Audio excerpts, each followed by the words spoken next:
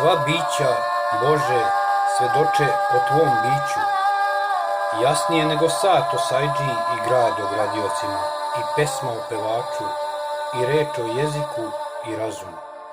Jasniji si od sunca, svesilni Bože naš, ipak bezbožnici ne znaju za Tebe.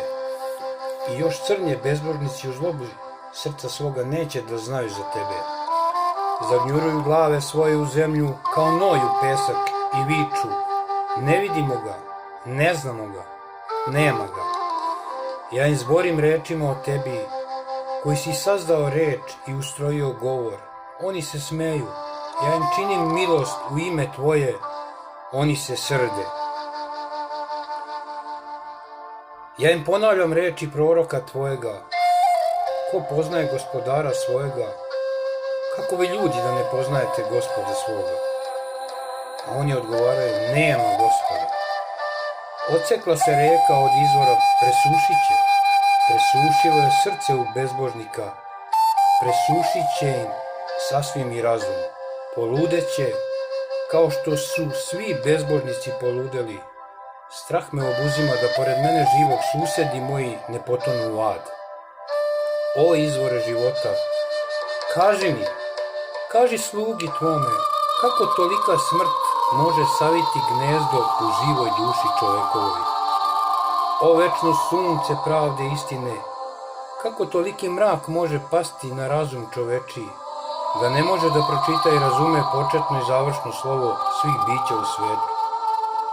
Nije li, Gospode, ovako, greh za grehom, kao konac po konac, dok se nije izatkala debela zavesa koja od Tebe sakriva i pokriva? No ne dopusti, Gospode, da car tame savlada do kraja stvorenja Tvoga. Tresni silom Tvojom i blesni zrakama Tvojim, da bi se probudili uspavani i jadom opijeni. Učini ono što samo Ti znaš i možeš, da se pokaju susedi moji, bedniji i od svih stvorenja Tvojih. Jer će lepi biti susedi moji kad se pokaju i Tebe poznadu, po molitvi sluge Tvoga svetog, Mojceja Morina, kao bludni sinovi kad se iz društva svinja povrate u društvo anđela. O, kako će zvučnija i strojnija biti pesma Tvojoj slavi i veličini, kad je svi pokajni sinovi Tvoji zapevaju zajedno sa vernima i zajedno sa vojskama anđelskim na nebu, koje dan i noć slave i veličaju Oca i Sina i Svetoga Duha, Boga jednoga živoga. Amin.